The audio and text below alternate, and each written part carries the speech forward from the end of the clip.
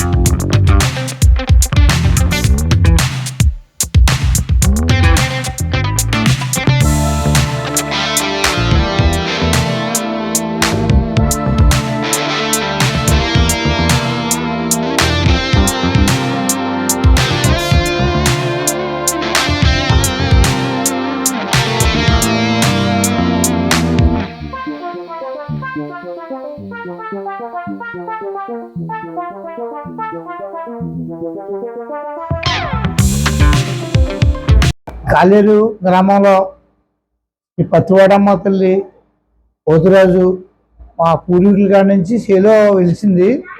చేలో వెలిసినప్పుడు అలాగే పూజించుకునేవారు ఊరు ప్రజలు, గ్రామ ప్రజలు. అయితే 2019లో గ్రామ ప్రజల సహకారంతో, ఎమ్మెల్యే గారు జోగేశ్వరరావు గారి సహకారంతో ఈ గుడి ఏర్పాటు చేయడం జరిగినది. అప్పటి నుంచి గుడి ఏర్పడి ఆవిడకి ఒక నీడ ఏర్పాటు చేస్తాం. పత్తివాడమ్మ తల్లికి పోతురాజు ఒక నీడ ఏర్పడింది.